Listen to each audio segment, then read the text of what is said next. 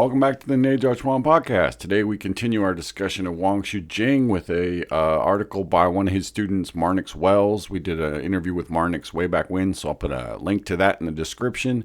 Marnix goes into his training with Wang and sort of his early training in martial arts and how he ended up with Wang.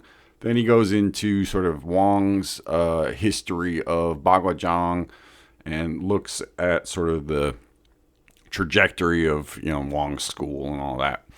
And then he finishes with a discussion of some of the principles that get emphasized in Wang's Bagua. So I hope you enjoyed the episode. Thanks for listening. Thanks for supporting us. Take care of yourselves and be well. In today's episode, we're going to continue our discussion of the master Wang Jing from Taiwan, and through the words of some of his students and articles. Today's we're going to draw from the writings of Marnix Wells, a British practitioner of the Chinese martial arts. We had an interview with him on the podcast previously, talking about the 60s and 70s. And so he's been around for a while doing the Chinese martial arts. He's also a Chinese language expert. I'm looking at his website now and some of his history. It says he started his training in Asia, it looks like, when he traveled to Hong Kong to do Yang-style Tai Chi in 1969. So he's been doing it for a while. Then it says he continued his studies in Taipei and Tokyo with Zhang, aka Cho Sensei, where he learned the Chen Pan Ling style Tai Chi Chuan.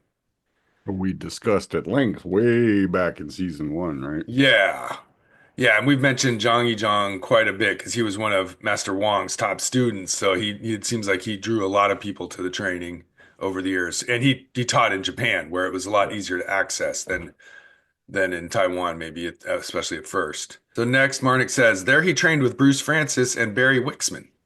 Bruce inspired Marnix to become a disciple of Zhang's teacher, Wang Jin in Taiwan, where he was to study Bagua and Xingyi Chuan until the master's death. So it says in 1983, Marnix was able to visit the Chinese mainland. And so he studied Chen Tai Chi, also Ba Panjang, the eight stages variant of Bagua. Maybe I should mention that. Yeah, that's in Bagua Journal. Remember the guy who in the 30s claimed that Dong Chuan taught, he originally learned Ba Panjang, but it was... Anyways, it's a little minor Bagua controversy that we need not concern ourselves. As well as he learned Chang Nai Zou's martial art, which is an old martial art that maybe some people call it the original internal martial art. Marnix's purpose has been to rediscover the martial applications and power of the traditional solo practice forms of the inner martial arts. And Marnix is one of those guys who back in the day was like, people would say, oh, this is, magical Tai Chi energies. He'd be like, oh, well, then do it on me. Let's see it, Yeah. He's one of the original to get like, hey, hit me then. Let's see if this shit works. Yeah, he's a scrapper, and he doesn't just take people's word for it if they say Right. they're good at something. He's like, let's Right. go, you know what I Yeah. mean? He's even, First time I met him, I mean, he was in his probably late 60s, and he was more than willing to just let's sprawl and brawl. So here's what Marnix says. He says, internal, a term applied to martial arts, has different interpretations. Essentially, it refers to the predominance of mind over brute force, soft over hard, lower body over upper body development. Rooting is the key. This means standing erect in correct posture, body weight sunk, chen, into slightly bent hips and knees in a half-sitting position. It produces strong thighs and calves and a springy step into old age. So that's his internal martial arts definition. So pretty simple and mind over straightforward. force, I soft like it. over hard. I mean, that I remember the Tai Chi classics were always saying that, right? When we Yeah. went through those, it was always these, it's almost like you define it by what it's not, kind of, of Well, you and strengthening the lower body instead of focusing on the upper body. Interesting how he says rooting is the key. So of all the different things you could say, it's like it's about energy or the mind or blah, blah, blah. He says, no, it's rooting. That's the difference. I mean, and it's true because you think of an external martial art, of course, like boxing, for instance, the perfect example. They're always on their toes. They're bouncing, right. staying up, staying super mobile, which is their advantage. But that's not rooting. It's a different way of creating power and speed. So, yeah, he could be right there. I don't know.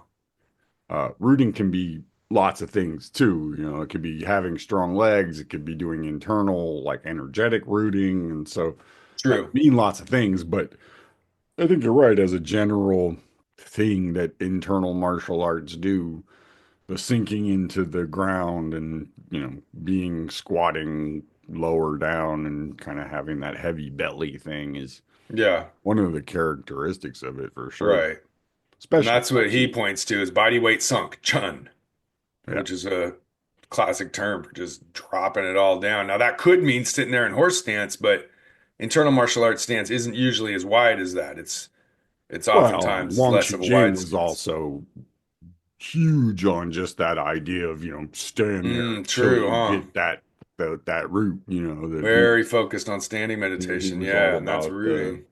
you know, So he talks a little bit about Tai Chi and says, Marnix says, Tai Chi Chuan aims first to nourish the physical preconditions through optimal posture, breathing, and elimination of counterproductive tension. Only when these basic requirements have been met can there be productive instruction and training. So I like that you eliminate the counterproductive tensions. And that's that internal idea of rather than strengthening yourself and making yourself a lot stronger, you try to remove the impediments and the bad habits and sort of kinks in your system. That's that sort of dissolving approach that opening the energy gates takes. And there's a lot of ways you can do that. But yeah, that seems to be part of the philosophy. yeah, I mean, we've talked about several different methods of quote unquote releasing the body, right? Whether it's Yeah. the Jibang Gong or the Tiangong from like the Gao style stuff we talked about, or it's doing Neigong, or it's doing body work. You know, there's a lot of ways you can break through that stuff, but that is one of the primary, you know, things you do in internal martial arts is you get rid of the things that are blocking your sort of natural strength first. Then if you want to build on top of that, you're building on a solid base. You know, it's like building a, if you're making a actual building, right? You have to start with the foundation and you want that to be as solid and as big as possible. And then, you know, if you choose, you can go up higher and higher and higher and higher, but you know, it's all based on that bottom part. And if that falters, you're in trouble. So, Right. That's a internal martial arts maxim. well, and I think Wang Jing especially Yeah, true. was, you know, borderline obsessive with, you know, fundamentals. And I think in some ways it's like he was, you know, we sort of talked about these two approaches of, you know, the learn the form first and Hmm. then work on the internals, or learn the internals and then work on the forms. And Hmm. I think Wang Jing was of that second one where, you know, Yeah. you got the ability to feel things and move energy and feel your legs and connect to your internal world first, and then you worked on the other stuff. I mean, maybe you didn't work on it for that long, but at least you did it for a little while first Yeah. before you went into the other stuff. Like, Yeah. And that's most definitely Kumar's way of doing things too. You just, well, the energy comes first. I mean, I only did that one thing with Marnix, but you know, he did the same thing that Bruce did, which is, you know, every class started with standing. You just, yeah, before you did anything else, you did 30 minutes of standing. That it was like, Right. and that's how Bruce taught in the old days. I mean, it didn't matter what the class was. Right. You'd That's just the start with it, basics, you know, man. at least, well, maybe it wasn't 30 minutes, but, you know, you'd start with at least a couple minutes of, okay, this is the most important thing. So we're going to Right. always start with that and then, Right. you know, work from there. And so Right. Makes sense. So another thing Marnik says here is that he has a further meaning of internal. there we It's like go. you were just saying, there's more ways to describe it than just, standing in a rooted stance. He says, a further meaning of internal, as opposed to the use of conventional muscle power, is the cultivation of explosive, springy power, Jing. So he calls Jing, some people call it essential energy. He's calling it springy power. And Right. Marnix's translations tend to be really good because the guy's like PhD in Chinese language. So Well, like isn't that, Shady wouldn't Sunny that be, was his way of wouldn't that doing be it. what a lot of people refer to as fudging, right? Yeah, The Fa root. Jing is sending out Right. It's like, power. So not the, springy power, he yeah, calls it's it. like the power that goes somewhere. Yeah. So this derives from the coordination of whole body power through wiry fascia musculature. So he's going on that fascia direction of Right. that sort Okay. of the net of fascia that goes from your head to Right. toe. Right. You're That's that. harnessing that as opposed to muscular power. That's that lengthening soft Okay. tissues. So he says integration of whole body energy, chi, means relaxing the joints so energy can flow upward from the ground to the extremities without obstruction. It means loosing tensions from the muscles so that the tendons of the whole body can operate freely like bowstrings, released in unison. Yeah, And he's got away with words. That's pretty that's good. very much. Yeah. So, like, he starts with that grounding thing. Then he says you relax your joints so energy can flow upward from the ground to the extremities. So maybe, so they relaxing the joints is always a big deal in Tai Chi, no matter who you learn it from. Well, because when your joints close, which is, relaxing them allows you to open and close them, they pull energy up, basically, right? So, or in. And that's the only way to get that whole body fascia to link together. If there's a stuck point of tightness, then that fascia can't connect to the rest of the fascia, basically. Yeah, it's that sort of pulsing stretchiness, chewiness, whatever you want to call it, that Yeah, internal springy, he martial calls arts it. have, where Yeah. it's a spring, but it's like a spring that's going in a linear fashion, right? So Mm. it's not it's not a spring that's going to bounce off the ground and fly and hit you in the eyeball. It's anchored to something, and so it's more like a pogo stick or something, right? Mm. Where it Well, he calls it bowstrings. right. Well, that's the idea of it, a bow or a like a shock absorber or a big heavy spring, right? Is it's going to take pressure, but it's when it releases, it's only going to release back to its original shape. It's not going to Mm. go beyond that, right? Okay. And that's what that, the integration part of it, way back, well, it wasn't way back in my mind because I just edited it, but way back when we talked about Lowe's thing, he talked about, if you're too strong, right, you'll just Mm. smash right through the person and fall over, right?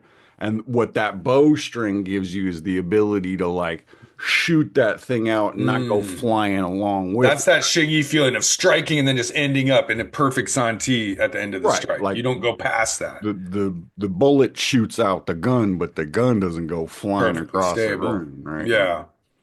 Yeah. I mean, again, this reminds me of all the stuff we did when we went through those Taiji classics. So just over and over of these I mean, it's metaphors. funny to me because Marnix has a way of being sort of, let's call it curmudgeonly about people being uh, too Uh, much detail or too much talk about chi or Too fancy, too yeah, yeah. fancy. And then when he actually starts getting into it, it's the same He's stuff pure classical it's the theory, same, just like it's everyone the same else. shit, The difference is he's happy to give you a shove if you if you're Right. wondering. Well, I mean, and that's whether it's Loader Shoe talking about his method of Bagua or Bruce, or they all kind of describe it as I do this, and and it's slightly different. But then when you get sort of into it, they tend to almost always, not always, but the training of it actually ends up kind of being pretty similar. Different um different exercises to get the same thing at the same stage, That right? So, springy power is just a hallmark right. of it. No So matter how you get with, there, you got to you have that know, springy power. To wrap up Marnix's discussion of internal power, he says the key parameters in practice are relaxation by sinking your weight into the lower body, combined with abdominal breathing and a slow, constant speed. So again, like he said, internal martial arts requires this sinking. He keeps mentioning the breathing aspect of it, which I think is common to most schools. You have a controlled breathing of some kind, and then slow, right. constant speed.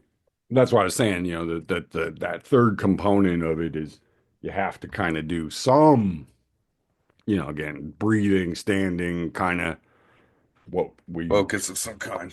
yeah, what we He says might to do call. Tai Chi, you've got to combine by going slow, the mind can focus on precision in body alignments and actions, which will yield ample returns in health and ultimately self-defense. Warmth in the hands is felt from the opening of the fine capillary blood vessels. Metabolism is promoted from the smooth side to side movements, optimizing the circulation of the lymph systems within the limbs and torso. So that's that slowness, lets you figure out all the pieces that are there rather than rushing through it, I think. Well, Yeah, and it's also the idea that as you go slow, you're able, it gives you time to do that sort of pulse, right? That sort of, expansive, Expanding and contracting through the shrinking, movements. growing kind of thing that all in And then turn. you feel warmth in the hands from the pumping of that and lets the blood move. Yeah, you get your blood pumping. Exactly. It's not just your blood, it's all your fluids, right? I mean, so I think this is one of those things that um, the central thing that makes all internal martial arts good for you is it gets that pulsing going, right? On many levels, whether it's your lymph nodes or your bones, your Hmm. joints, the plates of your skull, your internal organs, everything in your body likes to pulse. I mean, it's kind of our natural state is everything is shrinking and growing together, right? Yeah, he says So when it's optimizing the circulation in the system. right, so when it's in sync and everything's kind of moving, you know, proportionally the same amount, the body is healthy, right? This is kind of the principle of Negong, right? When something is not pulsing, it creates, you think of it like you have water flowing through pipes, and if one pipe stops flowing, the whole system starts to back up, right? And that's kind of where the pulsing is kind of your, it's your plunger. You're You plunging that spot, yeah. you can plunge one spot and get it to release down the line somewhere, right? But that Whereas maybe the external way would be to take a fire hose and blast that plugged spot out by running really fast or doing cardio workouts to pump the fluids in your system. It's just a different way to pump the right. fluids. And the difference is if you're pumping the heart more and getting more blood to flow, but the blockage is in the pipe, what ends up happening is you just kind of get more of a blockage, right? So what Negong does is it expands the pipes first, Yeah, you're trying to right? expand the pipe. You're not And trying to make the that's heart beat faster. You're trying to make the pipes wider. well, you make the heartbeat second, but you start with get everything to open up and have no restrictions so that when you start moving fast and doing stuff, you don't actually get, you don't um, exert yourself in the same way. Right. I mean, this is one of those The telltale blood things. flow increases without higher pressure, I basically, mean, is the Chen idea. Man Ching had a thing about you not supposed to sweat when you do Tai Chi, Mm. which is ridiculous. I mean, if you've ever practiced in anything over 75 degrees, you're going to sweat. But um, but really, it's the thing of you don't overheat when you do it, right? And Yeah. one of the like things when we used to do our sparring group, I noticed at some point that I didn't get hot anymore. Like I was able to like breathe and kind of pulse and stuff. I would still Yeah. sweat, but I wouldn't get that thing. You know how you just sometimes you just Flush. Yeah. yeah, you get flooded, and I wouldn't get hot anymore. And it was like, oh, that's interesting.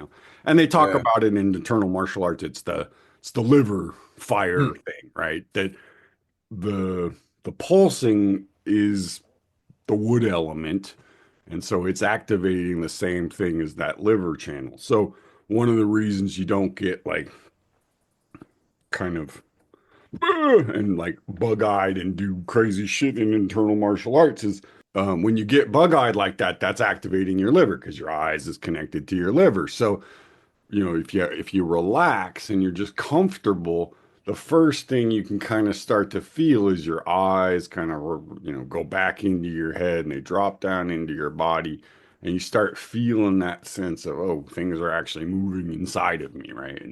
And I think when you can kind of, I mean, first you just got to feel it, but then once you can kind of tune into it, your movements start to, first they just release this, they kind of exercise and stretch the stuff, but then they can actually release those things that are stuck, not just make them, not just try to push through it, and Right. Right. I mean, that's kind Just of, different approaches it to takes the us longer, but it's a, seems more sustainable, kind of. yeah, I mean, That's his sort of thoughts on the power process. So and then it moves back to his biography. So it says in 1968, Marnix arrived in Hong Kong. and Then I a will say, hate. wait, before we go on, Okay. when we last talked to Marnix, I mean, he's what, late 70s. Getting up there, yeah. He's looking good, man. He was pretty spry, and at one point he got up on the couch and started doing, doing something. So Demonstrating, I yeah. just want to put in, that, seems that, He's he's doing kept it something up right. all these years. Most definitely. Most definitely lives it. So in 1968, Marnix arrived in Hong Kong, then a haven from the turmoil of China's Cultural Revolution, where he took up early morning Taiji Chuan in the park.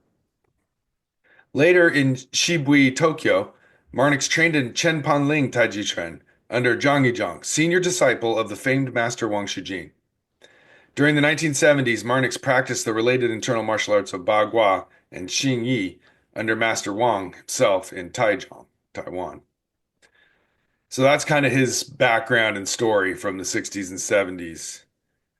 And then he went on to study painting and Chinese literature, and he's traveled widely in the mainland as well as, living for years in Taiwan, I believe in Korea as well. And he continues to study with new teachers and learn more. And the guy he just keeps exploring.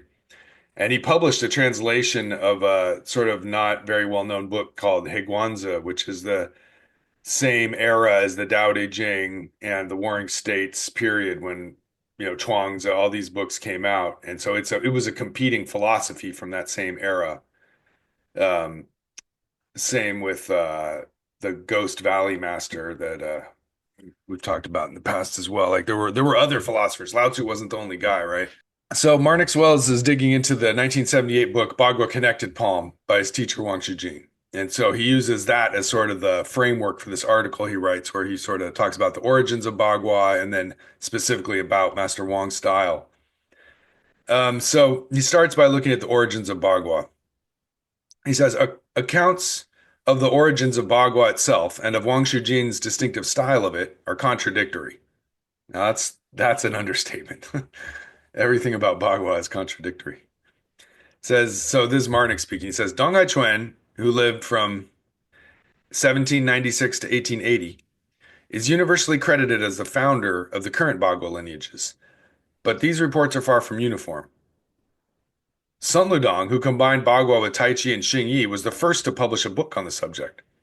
Sun Ludong and Wu Tunan both indicate that Dong was an expert at Lohan boxing originally, a Shaolin form, when he first came to Prince Su's palace in Beijing. He quotes another guy, Xiang Kai Ren, actually states that Dong came from the Shaolin Temple. And then he says it is also possible that Dong was influenced by the Ba Panjang, the eight circling boxing of Anhui. However, evidence of earlier styles using the name Bagua, the eight trigrams used to mark compass points, does not prove a connection with Dong Hai Chuan's art.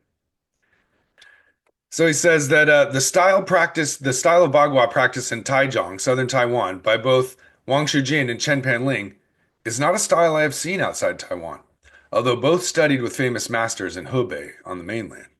Okay, so back to the Bagua Connected Palms book. Marnix says Wang Shujin inscribed a copy of the 1978 book Bagua Connected Palms to me. It relates anecdotes of Dong Hai Chuan, reputed founder of Baguazhang. Here is my synopsis of Wang Shujin's narrative. Dong is said by some to have born in Hebei, Wenan County, and by others in Tongzhou. Becoming addicted when young to gambling, Dong ran away to Beijing and then roamed south, reaching Mount Umei, the holy mountain of Sichuan. There he met two Taoists, Gu Jizi and Zhang Daoyuan, who taught him Baguazhang circling and corrected his posture, telling Dong to circle a tree until the tree began to chase him, inviting him to help himself to rice from a store and water from the stream.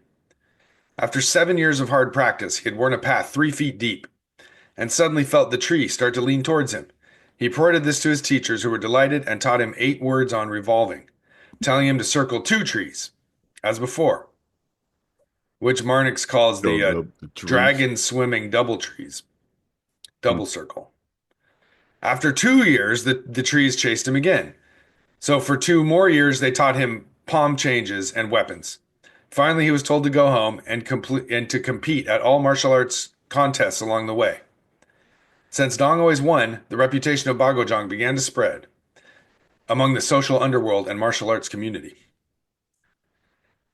So that's the same old legend of Dong. The Taoists find him. Sometimes it's because he's a rebel. Sometimes it's because he's a bandit. Sometimes he's a innocent. Sometimes in this one, he's a gambling addict, Right. There's always some, yeah, and and some people say he was part of a rebellious organization, maybe. Then and what was one of the stories is that he actually he was trained to be an assassin to kill the emperor or whatever. Like there's just so right. many different ways. But Or, yeah, I he mean, met some Taoists who taught him the circling, and they made him circle his ass off before they taught him anything else. yeah, the one thing that seems to be consistent is a Taoist taught him to do some circle walking. And that it took forever. Like it Yeah, wasn't like it was just years and years yeah. of boring ass bland walking. And so that was the genius of Bagua is the circle walking. And that's pretty Well, and much that, well, and um, also the thing that Dong always won. That's also part of the story. I've never read any yeah. of them where he ever lost a fight. Like Well, there's and this, but there's a similar like with Yang Cheng Fu about he trained for 3 years in the internal stuff before. I may think it was Yang Cheng Fu. I don't remember who it was. One of the Tai Chi guys yeah, most of the had Tai that Chi same guys. kind of thing Oh of yeah, like, all of you them. know, Yeah. didn't get to do anything fun for like No, 10 years. yeah, all Chinese martial arts do that. Yeah. It's always a long, So there's that painful that piece apprenticeship about, before anything good ever happens. yeah, lots of foundational training. Just painful. Yeah. Usually by a sadistic teacher who keeps it dangling out in front of you. Right. Those Well, are I the mean best kind. and the Liang Wen story of Deng Hai Chuan is that, he was none of those things. That basically he Mm. was, lived in Liang's house, and Liang Yang was superior to him, basically. was the general and got him a job at the palace, and Right. Bing Bob's your uncle, and but who knows? I mean, That again, is an interesting perspective. Liang Wen's the only one we've read who, hey, right, I was bigger than this bozo. right, Not bozo, and but like, hey, I was superior to Dong Hai Chuan, so I brought him into my house and he taught me his martial arts. right. I mean, and it um again, all the stories kind of the factual stuff seems to start with when he leaves the palace or, near the end of his time at the palace. Nobody really knows for sure what happened before that, but I think Marnix's um, synopsis is probably as good as any, I mean, Yeah. I'm sure he researched it more than most people did. Well, he's taking it straight from Wang Chujin's story here. So he says, on reaching home, Dong found his parents were already dead. So he went back to Beijing. Dong, by day, he roamed Heaven's Bridge Market. At night, sleeping in Heaven's Altar Park, where the emperor performed annual sacrifices. One day, the martial instructor from the Lord's Palace, nicknamed Shaker of the East City, came to the Mhm. altar. Seeing Rodong's rough dress but ruddy face and bright eyes, he spoke with him and challenged him to a duel on a 6 by 8 foot mat. Dong expelled him from the mat 3 times in succession. So this bodyguard guy Ho then introduced Dong to work in the palace, where Dong became martial arts instructor to the prince. As Dong Aichun's fame spread, challengers came from far and wide, but were always defeated. Thieves stole objects from the palace, leaving notes for Dong to come and win them back. This continued for 10 years. Hmm. Eventually, Dong Aichuan, after implication in a legal case, was punished by castration, becoming known to all as Dong the Old Eunuch. So Interesting. there's some stuff there. So there's another take on the eunuch Uh-huh. thing, right? Like he's saying, So he well, got busted. Maybe he was gambling again, right, because most of them have it as he was a eunuch coming in. coming into the palace, not as a punishment. Right, but this he got busted.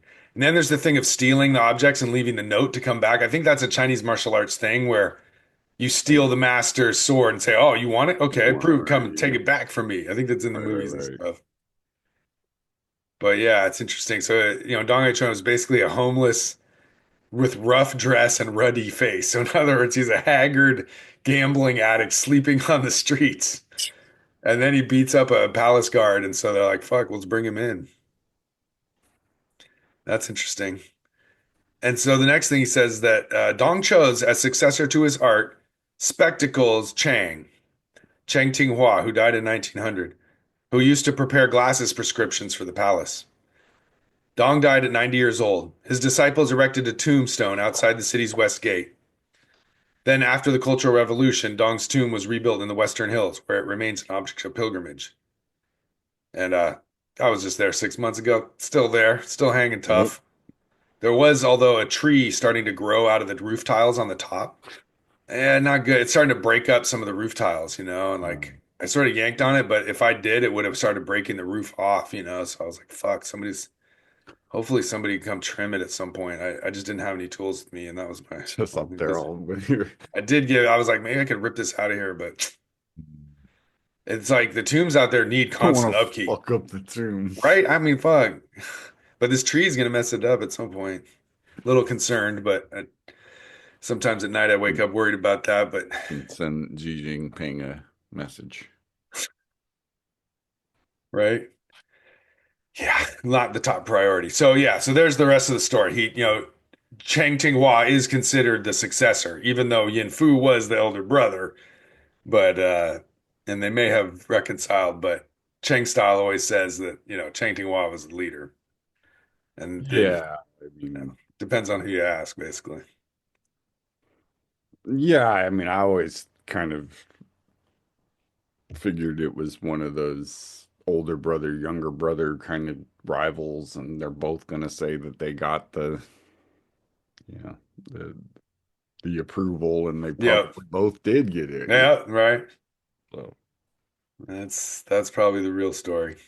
So that's the story of Dong Ai Chuan, according to Marnix Wells, according to Wang Shuji, which is a story I can never get enough of because it seems like everyone's version is pretty similar, but there's always one little twist that's right. slightly different. All right, well, I think we'll call it there. Hey, folks, hope you enjoyed the episode. If you want to hear the bonus episode and the extended version of the episode, you can head over to the Patreon. There's also an interview we did with Marnix, which will be linked to in the episode. So take care of yourselves. Thanks for listening, and be well.